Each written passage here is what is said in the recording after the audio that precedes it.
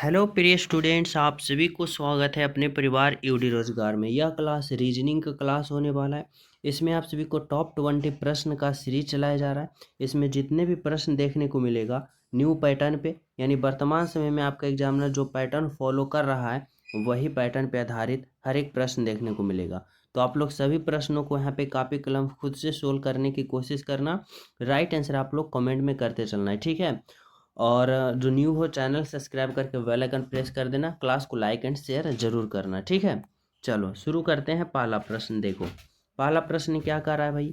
पहला प्रश्न कर रहा है इलायची, मसाले, धनिया, बीज में आप सभी को वे आरेख का चयन करना है जो इन तीनों को एक साथ सही संबंध बता सकें। अब वे आरेख हम किस प्रकार से चयन करेंगे भाई, तो समझना। सबसे पहले अगर हम मसाले के लिए एक गोला बनाते हैं, देखो मसाले के लिए क्या किया, एक गोला बनाया। अब देखो इलायची भी जो होता है ना वह किसके अंतर्गत आता है भाई, तो मसाले के अंतर्गत आता है। यानी मसाला के अंदर कौन आ जाएगा भाई, तो इलायची आ जाएगा, ठीक है। अगर धनिया बीज की बात करें ना तो धनिया बीज भी मसाले के अंतर्गत आता है, यानी मसाले के अंदर कौन आ जाएगा, तो धनिया बीज। लेकिन इलायची और धनिया बीज दोनों अलग अलग का होता है, अलग अलग प्रकार का होता है, तो दोनों अलग अलग होगा। लेकिन होगा तो ये मसाले के अंदर ही होगा। यानी ऐसा आरेख कौन सा है, तो ऑप्शन नंबर ए में है, जो कि आपका क्या है, यहाँ से बिल्कुल राइट आंसर है आपका और बिल्कुल सही है ऑप्शन नंबर ए। ठीक है, समझ पा रहे हो। तो चलिए नेक्स्ट प्रश्नों पे। तो देखो समझना यहाँ पे 2 नंबर का प्रश्न क्या है। 2 नंबर का प्रश्न है कि विषम शब्द की पहचान करें। यहाँ पे बताना है, 4 ऑप्शन दे रखा है। अब 4 ऑप्शन में बताना है कि विषम शब्द यानी सबसे अलग ऑप्शन कौन सा है उसको चयन करना है। प्रश्न क्या है, पंख है, ग्रास नली है, कपाल है और नास या हड्डी है। अब बताओ कि यहाँ पे कौन सा ऑप्शन जो है सबसे अलग है, ठीक है। तो देखो अगर हम बात करते हैं ग्रास नली, कपाल और नास या हड्डी, ये तीनों क्या है भाई, तो ये तीनों जो है ना, यानी ये जो तीनों अंग है यो क्या है, आंतरिक अंग है यानी अंदर वाले अंग है। लेकिन जब हम पंख की बात करें तो यह बाह्य अंग में आ जाएगा, यानी बाहर वाले अंग में। पंख जो होता है वह बाहर जो होता है बाह्य बाह्य अंग है। लेकिन जब हम ग्रास नली, कपाल और नास्य हड्डी की बात करें ना तो यह आंतरिक अंग आ जाएगा, यानी अंतर्गत आ जाएगा बॉडी के अंदर, ठीक है। तो ऑप्शन नंबर सबसे अलग होगा यहाँ पे आपका option number A is the right answer, ठीक है। चलो 3 नंबर का प्रश्न समझना क्या है। 3 नंबर का प्रश्न है, कह रहा है विषम अक्षर की पहचान करें। इस बार हमें अल्फाबेट से यहाँ पे 4 ऑप्शन दे रखा है। इसमें हमें विषम की पहचान करना होगा। कैसे करेंगे तो समझना। यहाँ पे क्या है भाई, B D F, Q S U, J L N और सी ई एन एच। अगर अल्फ़ावर्ड से आप सभी को यहाँ पे विषम पहचानने के लिए बोले तो हम क्या करते हैं, इसका अल्फ़ावर्ड पोजीशन लिख लेते हैं। जैसे बी का 2 होता है, डी का 4 होता है और एफ का 6 होता है, क्यू का 17 होता है, एस का 19 होता है और यू का 21 होता है, जे का 10 होता है, एल का 12 होता है, एन का 14 होता है, सी का 3 होता है, ई का 5 होता है और एच का 8 होता है, ठीक है। अब यहाँ पे आप लोग क्या करो तो रिलेशन बनाना शुरू करो। देखो बी से डी पे जा रहा है यानी 2 से 4 पे तो प्लस का 2 हो रहा है, और डी से एफ पे यानी 4 से 6 पे तो प्लस का 2, 17 से 19 पे प्लस का 2, 19 से 21 पे प्लस का 2, 10 से 12 प्लस का 2, 12 से 14 प्लस का 2, 3 से 5 प्लस का 2, लेकिन 5 से 8 पे जा रहा है तो यहाँ पे प्लस का 3 हो रहा है। यानी सबसे अलग ऑप्शन दिखा तो ऑप्शन नंबर डी दिखा आपका। यहाँ से राइट आंसर निकल के आया और बिल्कुल सही आया। Option number D is the right answer, ठीक है। तो चले नेक्स्ट पे। देखो समझना यहाँ पे 4 नंबर का प्रश्न क्या है। 4 नंबर का प्रश्न बोला जा रहा है यहाँ पे आप सभी से कि विषम संख्या की पहचान करें। इस बार संख्या का पता करना है कि इसमें सबसे अलग ऑप्शन कौन सा है या सबसे अलग संख्या कौन सा है। यहाँ पे 22 33 है, 10 15 है, 18 27 है और 16 21 है। अब यहाँ पे आप लोग किस तरह से यहाँ पे नॉलेज लगाओगे, अपना दिमाग लगाओगे तो समझना, इस तरह से समझो। यहाँ पे 22 है और 33 है।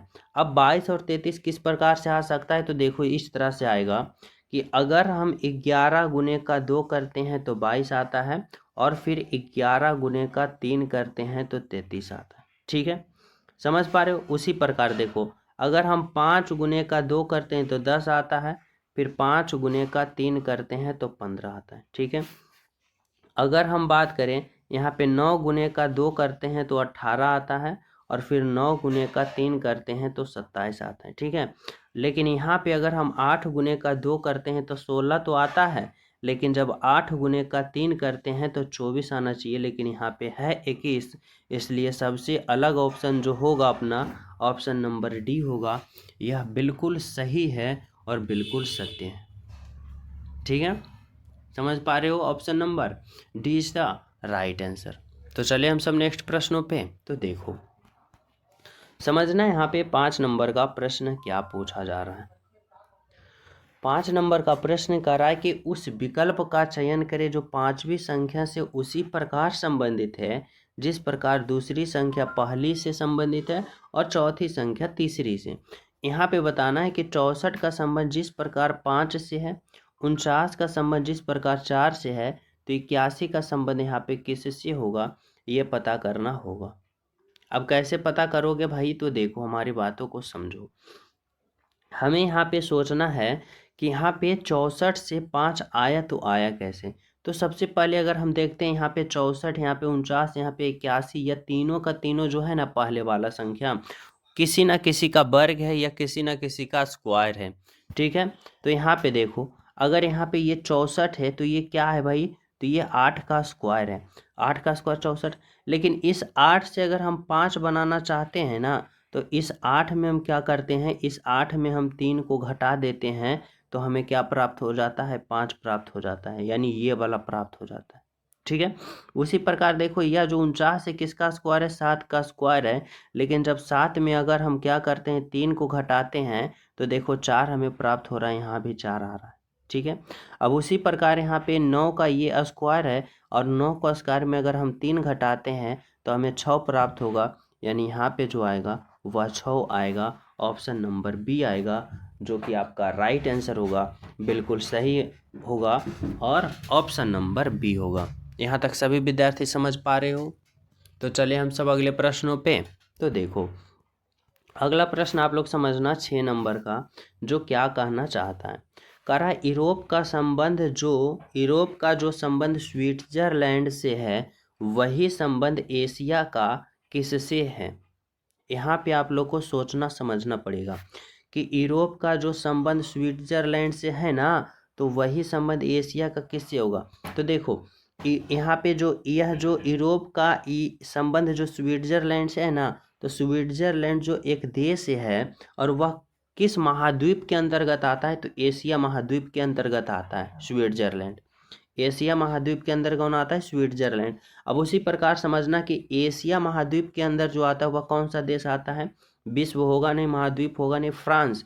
फ्रांस बिल्कुल नहीं होगा, क्योंकि यह यूरोप के अंतर्गत आता है। तो जापान, बिल्कुल जापान देश जो है वह एशिया महाद्वीप के अंदर आता है, यानी right answer option number A होगा कि स्विट्जरलैंड जिस प्रकार यूरोप महाद्वीप के अंदर आता है, तो जापान देश जो है एशिया महाद्वीप के अंतर्गत आता है। Option number 6 is the right answer. ठीक है, और सभी प्रिय स्टूडेंट क्लास को लाइक एंड सब्सक्राइब कर देना। जो न्यू हो चैनल सब्सक्राइब करके बेल आइकन प्रेस जरूर कर देना, ताकि हर दिन का क्लास का अपडेट आप सभी को मिलता रहे। और आप लोग अगर अपने एग्जाम में नंबर इंक्रीज करना चाहते हो, अपने प्रैक्टिस सेट में नंबर इंक्रीज करना चाहते हो, तो आप लोग को प्रैक्टिस कंटिन्यू करना पड़ेगा। ठीक है, चलो 7 नंबर का प्रश्न समझना क्या कर रहा है। 7 नंबर का प्रश्न है, कह रहा है उस विकल्प का चयन करें जिसमें संख्याएं उसी प्रकार संबंधित है जिस प्रकार संख्या दिए गए समुच्चय में। यानी बताना है 5 है, 27 है, 8 है, यानी इसी प्रकार से कौन सा ऑप्शन है जो आप लोग को पता करना हो। तो देखो, जब भी ऐसा प्रश्न आ जाता है हमारे बीच, तो हम लोग किस प्रकार से यहाँ पे दिमाग लगाते हैं। सबसे पहला यहाँ पे सोचते हैं, सबसे फर्स्ट थिंकिंग यही होता है कि छोटे छोटे संख्या को आपस में रिलेशन बना के बड़ा संख्या ले लावो, बिल्कुल ही आसान तरीका से आ जाता है। जैसे समझो, अगर हम 5 और 8 से 27 लाने की कोशिश करते हैं तो क्या आएगा, बोलोगे बिल्कुल आएगा। कैसे भाई? तो देखो यहाँ पे 5 है, यहाँ पे 8 है। अगर 8 में हम इस 5 को क्या करते हैं, माइनस करते हैं, तो हमें प्राप्त होता है 3 प्राप्त होता है ना। अब इस 3 का अगर हम क्यूब करते हैं तो देखो 27 आ रहा है, बोलोगे बिल्कुल। अब उसी प्रकार से अगर हम 16 में यहाँ पे क्या करते हैं भाई, तो यहाँ पे 16 में अगर हम 12 को घटाते हैं तो यहाँ तो माइनस में आ जाएगा। अगर हम देखो 11 में अगर हम 15 को घटाते हैं तो हमें कितना प्राप्त होता है, 4। अब 4 का क्यूब करते हैं कितना आता है, 4 के स्क्वायर 16 और क्यूब कितना होता है, तो 64, यानी यहाँ पे 64 है, बिल्कुल। यानी ऑप्शन नंबर यहाँ पे क्या होगा भाई, तो ऑप्शन नंबर बी जो होगा आपका राइट आंसर होगा। देखो 4 यहाँ पे 6 में 4 घटाओगे 2, 2 का क्यों यहाँ पे 54 नहीं, 8 में से ये होगा तो माइनस होगा। यानी बिल्कुल ऑप्शन नंबर यहाँ पे बी जो है आपका राइट आंसर है और बिल्कुल सही। ठीक है, समझ पा रहे हो? तो चले नेक्स्ट पे समझना। 8 नंबर का प्रश्न जो है क्या कर रहा है, 8 नंबर का जो प्रश्न है ना, यह कोडिंग डिकोडिंग का प्रश्न है। करा एक निश्चित कूट भाषा में CLO को 30 लिखा जाता है, FAL को 19 लिखा जाता है, और उसी कूट भाषा में FLO को क्या लिखा जाएगा ये पता करना होगा। ठीक है, तो चलो हम चेक करते हैं। देखो यहाँ पे COL को 30 लिखा, तो समझो हमारी बातों को। क्या किया भाई, तो CLO को यहाँ पे 30 लिखा। अब कैसे लिखा, तो सबसे पहले इसका अल्फ़ाबेट पोजीशन लिखो, 3, L का 12 और O का 15। अगर हम इन तीनों के अल्फ़ाबेट पोजीशन को आपस में जोड़ते हैं, 12 3 15, यहाँ पे क्या होगा, 12 3 15 और 15 30, यहाँ पे 30 आ गया। उसी प्रकार यहाँ पे क्या, FAL क्या है भाई, FAL, और FAL का कोडवर्ड क्या लिखा, 19 लिखा, तो यहाँ पे 19 लिखो। F का 6 होता है प्लस A का L होता है प्लस A का 1 होता है प्लस L का 12 होता है, और 6 प्लस का 1 7, और 7 प्लस का 12 कितना होता है, 19, और यहाँ पे 19 है ना। अब जब उसी प्रकार FLO को हम लिखेंगे तो यहाँ पे इसका अल्फ़ाबेट पोजीशन लिखो, F का 6 होता है, यहाँ पे मैं लिखता हूँ F का 6 होता है प्लस L का कितना होता है 12 प्लस O का कितना होता है भाई 15। अब यहाँ पे आप लोग को जोड़ देना है, 12 और 6 18, और 18 और 15 कितना होगा भाई, तो यहाँ पे 33, और 33 कौन सा ऑप्शन में है, तो ऑप्शन नंबर बी में है। यानी राइट आंसर आपका जो निकल के आया वह आया option number B is the बिल्कुल राइट आंसर। तो यहाँ तक सभी प्रिय स्टूडेंट समझ गए हो। तो चले हम सब अगले प्रश्नों पे। तो 9 नंबर का प्रश्न देखो क्या कर रहा है निम्नलिखित श्रृंखला को पूर्ण करें। यह जो प्रश्न है सीरीज वाले हैं, हमें बताना है कि इस वाट के जगह पे जो होगा आखिर क्या होगा। ठीक है, तो सबसे पहले हम सीरीज वाले प्रश्न में यह देखते हैं कि यह सीरीज किस प्रकार से यानी किस ऑर्डर में चल रहा है। तो यह बढ़ते क्रम में जब सीरीज चलता है तो हम लोग देखते हैं किस प्रकार से बढ़ रहा है। जैसे देखो 14 से 16 गया तो क्या हुआ भाई, प्लस का 2 हुआ। 16 से यहाँ पे क्या हुआ, 21 हुआ, प्लस का 5 हुआ। 21 से यहाँ पे क्या गया भाई, तो 21 से यहाँ पे 32 गया, तो यहाँ पे क्या हुआ, तो यहाँ पे प्लस का कितना हो रहा है, तो यहाँ पे 1 हुआ, और यहाँ पे 1 हुआ, प्लस का क्या हुआ 11 हुआ। अब 32 से यहाँ पे क्या हुआ 49 गए, तो यहाँ पे प्लस का कितना हुआ भाई, तो यहाँ पे 7, और यहाँ पे 1, 19 प्लस का 17 हुआ। अब 49 से अगर 72 गया तो यहाँ पे प्लस का कितना हुआ, तो यहाँ पे प्लस का 3 और यहाँ पे 2, यानी 23 हुआ, प्लस का 23 हुआ। अब जब हम अगले पद को हम पता करेंगे ना, तो यहाँ पे क्या करेंगे ये पता करना है। तो सबसे पहले देखो ये किस तरह से बढ़ रहा है, तो 2 5 11 17 23, कोई यहाँ पे समझ में आ रहा है कोई बात, तो जी आ रहा है। क्या आ रहा है भाई, तो 2 भी है अभाज्य संख्या, 5 भी अभाज्य संख्या, 11 17 23 सभी अभाज्य संख्या है, लेकिन एक प्रकार से नहीं दे रखा है, इसके बीच में भी कोई अभाज्य संख्या है। ठीक है, जैसे 2 और 5 के बीच 3 अभाज्य संख्या लेकिन लिखा नहीं, तो कितने अभाज्य संख्या को यहाँ पे छोड़ छोड़ के लिखा जो देखना है। तो सबसे पहले इस तरह से देखो, अगर हम बात करते हैं 2 और 5 के बीच अभाज्य संख्या एक होता है कौन, तो 3 होता है। ठीक है, और 5 और 11 के बीच अभाज्य संख्या कौन होता है, 6 नहीं 7 होता है। ठीक है, 8 9 10 11, फिर यहाँ पे 11 लिखा। 11 और 17 के बीच अभाज्य संख्या कौन होता है भाई, तो 11 12 13 होता है, यहाँ पे क्या होता है 13, तो यहाँ पे 13 लिखेंगे। अब 17 और 23 के बीच अभाज्य संख्या कौन होता है भाई? 18, 19। यहाँ पे कौन होता है? 19, तो यहाँ पे 19 लिखेंगे। ठीक है, अब उसी प्रकार यहाँ पे लिखना है। तो देखो समझो क्या किया है ना, कि 2 और 5 के बीच एक अभाज्य संख्या होता है 3, यानी 2 के बाद 3 आता है लेकिन 3 नहीं लिखा, 5 लिखा। 5 के बाद 7 आता है लेकिन 7 नहीं लिखा, उसके बाद वाला लिखा, यानी एक एक छोड़ छोड़ के अगले वाला अभाज्य संख्या लिखा। अब 23 के बाद जो अभाज्य संख्या आएगा वह कौन आएगा भाई?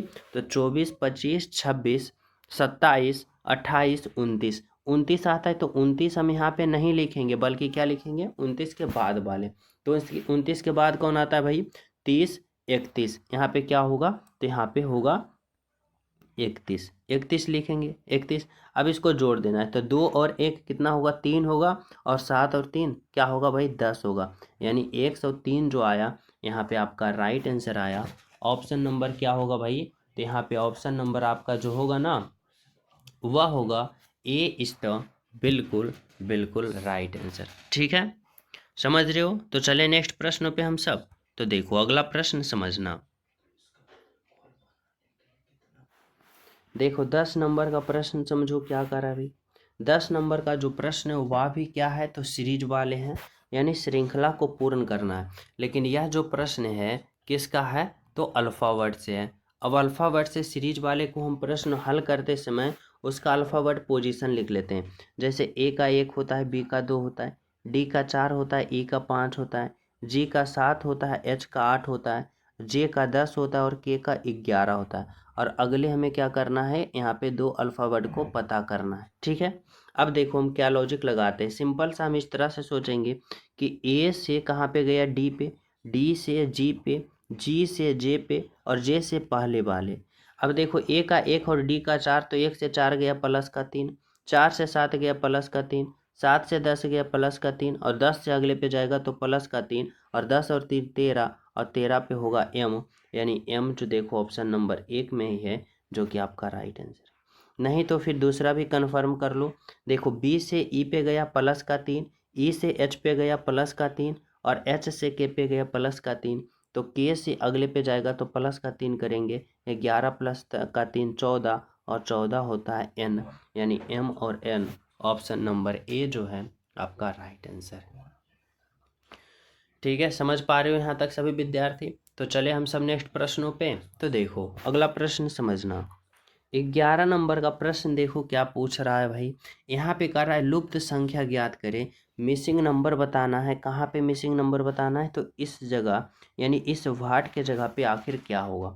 तो जब भी मिसिंग नंबर वाले प्रश्न आता है ऐसे वाले इस चतुर्भुज के अंदर या वर्ग के अंदर, तो हम सबसे पहला यही दिमाग लगाते हैं कि अगर हम छोटे छोटे संख्या को आपस में कैलकुलेशन करके बड़ा संख्या लाने की कोशिश करें ना, तो बिल्कुल ही आसान तरीका से आ जाता है। उसी प्रकार यहाँ पे हमें सोचना होगा कि अगर हमें इस वाट के जगह पे राइट आंसर पता करना है तो हमें क्या किस प्रकार से चलना पड़ेगा? इस प्रकार से चलना पड़ेगा, यानी छोटे छोटे संख्याओं को आपस में हम रिलेशन बना के बड़ा लाने की कोशिश करेंगे। यानी 54 और 3 में रिलेशन बना के क्या से लाएंगे? बिल्कुल ही आसान तरीका से आ जाएगा। जैसे कि देखो यहाँ पे 54 है, यहाँ पे क्या है भाई? 3 है। अगर हम यहाँ पे क्या करते हैं? 54 और गुने का 3 करते हैं, तो 54 और गुने का 3 करेंगे तो हमें कितना प्राप्त होगा? तो यहाँ पे देखो हमें प्राप्त होगा 4 तिया 12 के 2 बाकी 1, और 5 तिया 15 1 16, कितना आया? 62। लेकिन हमें चाहिए 81, तो इस 162 में हमें 2 से भाग देना पड़ेगा। यानी यहाँ पे देखो कितना होगा? 2 8 का 16, और 8 2 एकम का 2 81। यहाँ पे 81 आया ना? बिल्कुल आ गया। उसी प्रकार अगर हमें 11 और 6 को आपस में गुना करेंगे, तो 11 छके 66, और 66 में फिर हम 2 से भाग देंगे तो देखो 33 आया है, बिल्कुल आया है। अब उसी प्रकार हम सोचेंगे कि यहाँ पे कौन सा ऑप्शन रखें ताकि इस ऑप्शन और इसको गुना करने पे 2 से भाग देंगे तो हमें कितना आना चाहिए? तो 56 आना चाहिए। ठीक है, तो यहाँ पे देखो अगर हम 28 को रखते हैं, यहाँ पे क्या करते हैं? 28 को, तो 28 गुने का 4 करते हैं। ठीक है, 28 गुने का 4 करते हैं, कितना आता है भाई? तो यहाँ पे 8 सका 32 के 2 बाकी 3, और यहाँ पे 4 दूनी 8, और यहाँ पे क्या होगा भाई? तो यहाँ पे 4 दूनी 8 और 3 कितना होगा? 11। ठीक है, अब इसको जब हम 2 से भाग देते हैं तो कितना आता है भाई?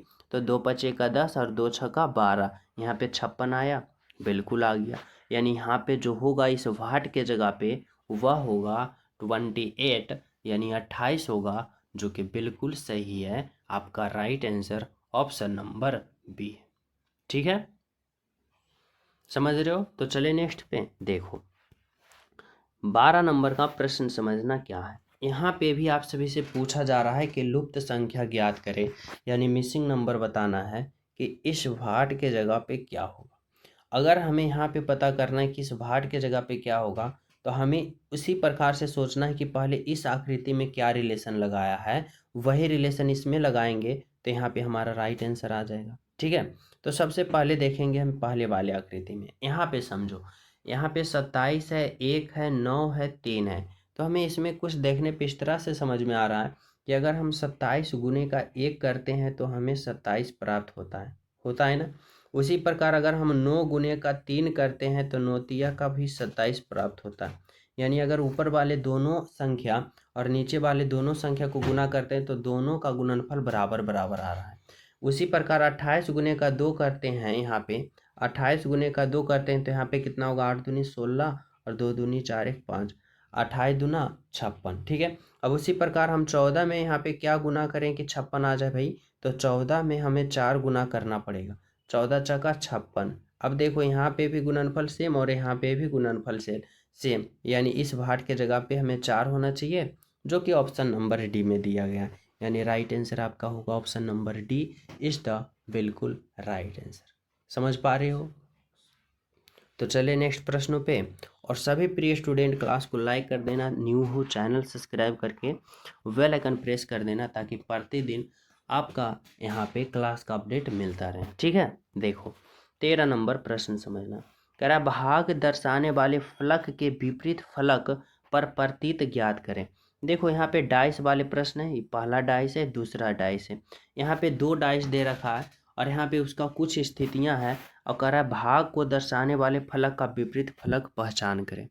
जब भी हमसे विपरीत फलक पूछा जाता है तो हम लोग क्या करते हैं, हम 2 पासा लेते हैं, 2 पासा में से कॉमन स्थिति पहले छांटते हैं।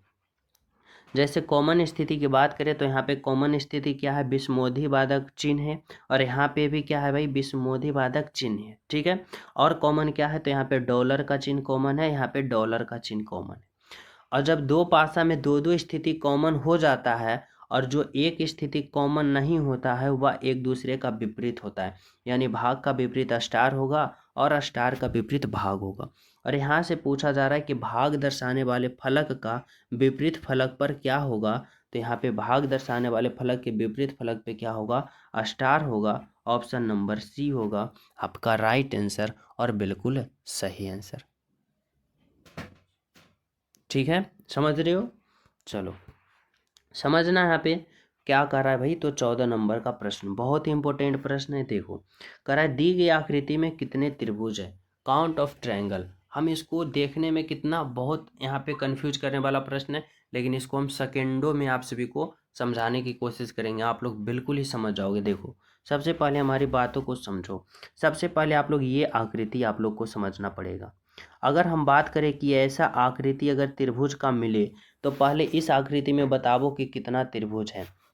बोलोगे सिंपल सा सर, इस आकृति में जो है त्रिभुजों की संख्या 3 है। कैसे, तो देखो एक त्रिभुज इस तरफ हुआ ना, और देखो एक त्रिभुज जो हुआ इस तरफ हुआ, 2 त्रिभुज हो गया, हुआ ना। और एक त्रिभुज अगर हम बात करते हैं एक त्रिभुज, तो एक त्रिभुज जो होगा ये बड़ा वाला त्रिभुज हुआ। यानी इस आकृति में टोटल कितना त्रिभुज है, 3 त्रिभुज है। समझना हमारी बातों को, 3 त्रिभुज है। अब उसी प्रकार सेम टू सेम समझो कि देखो यहाँ पे ये वाला आकृति जो है ऐसा है, तो यानी 3 त्रिभुज इसमें होगा ना। ठीक है, समझ पा रहे हो, 3 त्रिभुज इसमें होगा। और ऐसा आकृति देखो यहाँ पे भी एक है, यहाँ पे भी एक है। ठीक है, तो 3 त्रिभुज यहाँ पे भी होगा। ठीक है, समझ रहे हो। और देखना ऐसा आकृति जो है यहाँ पे भी है, यानी 3 त्रिभुज यहाँ पे, और ऐसा आकृति यहाँ पे भी है, यानी 3 त्रिभुज यहाँ पे। ठीक है, अब देखो 3 6 9 और 12, यानी यहाँ से 12 त्रिभुज आ गया, 12 त्रिभुज आया है। अब देखो एक त्रिभुज यहाँ पे, एक त्रिभुज यहाँ पे, एक त्रिभुज यहाँ पे, एक त्रिभुज यहाँ पे, यानी 1 2 3 4 त्रिभुज और 12 प्लस का 4 करोगे 16 त्रिभुज, यानी राइट आंसर आपका ऑप्शन नंबर डी होगा, बिल्कुल सही होगा, बिल्कुल सत्य होगा। कितना सिंपल और आसान तरीका से यहाँ पे काउंट कर ली हो, समझ पा रहे हो। तो यहाँ पे क्या निकल के आया, ऑप्शन नंबर डी आया, 16 आया, जो कि आपका राइट आंसर है। ठीक है, चलो 15 नंबर का प्रश्न समझना क्या कर रहा है। कह रहा है दी गई आकृति में कितने त्रिभुज, सॉरी माफ करना, ये वाला जो है ना पिछले प्रश्न का आ गया। इसका समझना क्या पूछा जा रहा है इस प्रश्न में। यहाँ पे पूछा जा रहा है यह प्रश्न आकृति है और यहाँ पे उत्तर आकृति दिया गया। अब बताना है कि ये उत्तर आकृति वाला कौन सा ऑप्शन जो है इस प्रश्न आकृति में सम्मिलित है और इस प्रश्न आकृति को घुमाने की अनुमति आप सभी को नहीं है। अब हमें समझना होगा कि option A, option B, option C और ऑप्शन डी का कौन सा प्रश्न जो है इस आकृति में सम्मिलित है। कैसे करेंगे, तो देखो यहाँ पे देखो, अगर हम बात करते हैं तो यहाँ पे त्रिभुज तो होगा नहीं, क्योंकि त्रिभुज कहीं दिख नहीं रहा है। अगर हम बात करते हैं ये वाला आकृति, तो ये वाला आकृति भी कहीं नहीं दिख रहा है। अब हम कंफ्यूज होंगे या तो ऑप्शन ए में या तो ऑप्शन सी में। अब ऑप्शन सी को पहले देखते हैं, तो ऑप्शन सी भी नहीं होगा, क्योंकि यहाँ पे देखो ये स्टार 1 कोण 2 कोण 3 कोण 4 कोण 5 कोण वाले हैं। यहाँ पे देखो 1 कोण 2 कोण 3 कोण 4 कोण 5 कोण वाला ये स्टार भी है, और ये स्टार देखो 1 कोण 2 कोण 3 कोण 4 कोण 5 कोण। और लेकिन यहाँ पे जो स्टार है 1 कोण 2 कोण 3 कोण 4 कोण वाले हैं, और यहाँ पे सभी में 5-5 कोण वाले स्टार हैं, यानी यहाँ पे जो होगा ऑप्शन बी नहीं, सी नहीं, ऑप्शन डी नहीं होगा। अब बचा ऑप्शन ए। अब देखो ऑप्शन ए कहाँ पे है, तो देखो ऑप्शन ए वाले में कितने यहाँ पे रेखा से बना आकृति है, 1 रेखा 2 रेखा 3 रेखा 4 रेखा 5 रेखा। ठीक है, देखो यहाँ पे भी सेम टू सेम है, 1 रेखा 2 रेखा 3 रेखा 4 रेखा और ये 5 रेखा, यानी ऑप्शन नंबर ए जो है यहाँ पे समाहित है, सम्मिलित है, आपका राइट आंसर, बिल्कुल सही, बिल्कुल सत्य। ठीक है, तो चले नेक्स्ट पे देखो, समझना यहाँ पे 16 नंबर का प्रश्न कर रहा है वह विकल्प चुने जो प्रश्न चिन्ह के स्थान पे आएगा और दिए गए पैटर्न को पूरा करेगा। यानी इस वाट के जगह पे कौन सा ऑप्शन आएगा और इस आरेख को जो है वह पूर्ण रूप से फिलअप करेगा। कैसे पता करेंगे, तो समझना। देखो यहाँ पे अगर हम बात करें ना, तो यहाँ पे देखो क्या बना रहा है, त्रिभुज बना रहा है। यहाँ पे भी त्रिभुज बना रहा है, तो यहाँ पे भी क्या बनाना चाहिए, त्रिभुज। अब बनाने के लिए क्या होना चाहिए, सबसे पहले इधर से एक रेखा, फिर इधर आएगा। ठीक है, फिर यहाँ पे इधर आएगा। ठीक है, अब देखो ऐसा आकृति कहाँ बन रहा है भाई, ऐसा ऐसा देखो ऐसा आकृति कहाँ बन रहा है, तो वनली वन यहाँ पे बन रहा है। Only one option number A में बन रहा है, यानी ऑप्शन बी गलत, सी गलत, डी गलत। Only one option number A जो होगा आपका राइट आंसर होगा, बिल्कुल सही, बिल्कुल सत्य होगा। ठीक है, तो चले नेक्स्ट पे देखो 17 नंबर का प्रश्न समझना क्या है। पूछा जा रहा है कि अगली आकृति जो होगा वह क्या होगा। यानी जब भी अगली आकृति पूछे ना आप सभी को, तो सिंपल सा समझना कि पहले आकृति पे आप लोग आ जाओ। जैसे हम पहले आकृति पे आ गए, इसका एंगल देखो किस तरफ है, तो अगर हम बात करें इसका मुंह देखो इस तरफ पूरब की तरफ है, तो अगले आकृति में यहाँ पे देखो यह कहाँ हो रहा है, ऊपर की हो रहा है, यानी कैसे घूम रहा है, तो ये आकृति जो है ना इस तरह से टर्न ओवर ले रहा है। ठीक है, और इसके साथ साथ स्टार भी इसी तरह से टर्न ओवर ले रहा है। ठीक है, और गोला भी। अब देखो जब ये आकृति ऐसा था, अब ये आकृति जो होगा ये आकृति कुछ इस तरह से मुड़ेगा। अब इसका मुंह देखो यहाँ पे आ गया और स्टार ऊपर चला गया, गोला नीचे आ गया। अब ये आकृति कुछ इस तरह से मुड़ेगा, यानी इसका जो होगा इसका तीर का मुंह नीचे आ जाएगा, तीर का मुंह नीचे आ जाएगा, और ये गोला जो है यहाँ पे आ जाएगा। ठीक है, और स्टार जो है यहाँ पे आ जाएगा। ठीक है, अब देखो मुंह कौन नीचे है, तो ऑप्शन ए गलत, ऑप्शन सी गलत। अब ऑप्शन बी और डी में देखो, तो इस तरफ होना चाहिए गोला लेकिन स्टार है, तो ये गलत, बिल्कुल ऑप्शन नंबर डी आपका राइट आंसर होगा। ठीक है, समझ पा रहे हो, तो चले नेक्स्ट पे देखो 18 नंबर का प्रश्न समझना। यह जो प्रश्न है क्या है भाई, दर्पण वाले हैं, मिरर इमेज। करा है दिए गए संयोजन के सही दर्पण प्रतिबिंब का चयन करें जब दर्पण को दिखाए गए अनुसार पी क्यू पर रखा गया। यानी पी क्यू मिरर लगा रखा है और इसको बनने वाला जो यहाँ पे अल्फा वर्ड होगा, इमेज होगा, वह कैसा बनेगा ये पता करना है। ठीक है, तो सबसे पहले हम लोग समझते हैं कि अगर दर्पण दाएं में रखा हो या बाएं में रखा हो, तो उसका फिगर जो होगा, इमेज होगा, दाएं बाएं उलट जाएगा। जैसे देखो यह जो n इस तरफ है ना, उलट के किस तरफ आ जाएगा, इस तरफ आ जाएगा, और इस तरफ भी आएगा तो कैसे इसका बनेगा इमेज भाई, तो इसका इस तरह से इमेज बनेगा, यानी इस तरह से यह n जो है इस तरह से ऐसे बनेगा n। ठीक है, समझ पा रहे हो। यहाँ पे अगर b की बात करें तो यहाँ पे जो b है ना, इसका मुंह देखो इस तरफ है, तो यह b उलट के कैसा हो जाएगा, यह b उलट के ऐसा हो जाएगा। ऐसा होगा तो ऑप्शन नंबर देखो यहाँ पे b गलत, यहाँ पे c जो है वह गलत हो जाएगा। अब टी की बात करें, टी जब ऐसा है तो इसको दाएं बाएं से भी उल्टोगे ना तो ऐसा ही होगा, यानी यहाँ पे देखो ऑप्शन नंबर बी जो है वह गलत हो जाएगा। ठीक है, अब देखो यह पी जो है इसका मुंह इस तरफ है, लेकिन जब इसका यहाँ पे दर्पण इमेज बनेगा तो इसका मुंह कुछ इस तरफ होगा, यानी यहाँ पे देखो ये भी पी सही है, ये भी पी सही है। ठीक है, यहाँ पे समझ रहे हो।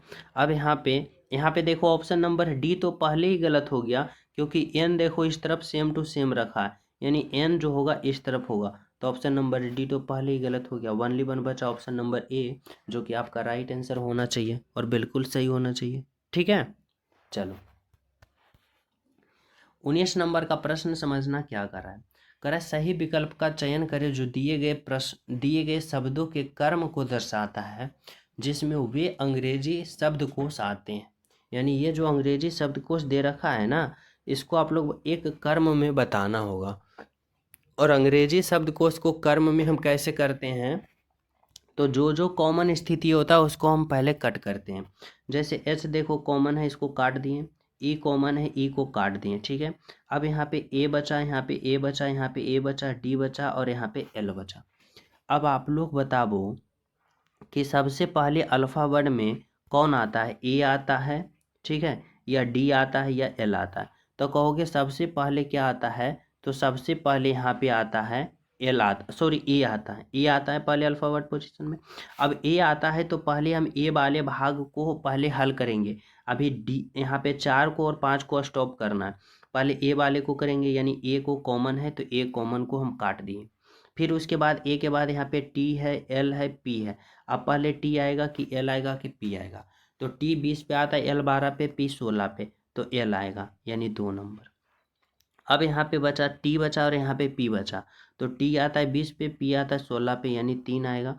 फिर कौन आएगा, 1 आएगा। ठीक है, अब ये ए वाले कहानी खत्म हो गया। अब हम अगले वाले करेंगे, तो यहाँ पे डी है, यहाँ पे एल है, तो पहले डी आएगा कि पहले एल आएगा, बोलोगे पहले डी आएगा तो 4 और अंत में एल आएगा, यानी 5। 2 3 1 4 5, 2 3 1 4 5 देखो ऑप्शन नंबर डी में है आपका राइट आंसर। ठीक है, ऑप्शन नंबर डी। तो चले नेक्स्ट पे समझना 20 नंबर का प्रश्न क्या है। 20 नंबर का जो प्रश्न है यहाँ पे पूछा जा रहा है, कह रहा है काबुल का अफगानिस्तान से वही संबंध है जो कैनबरा का संबंध किससे है।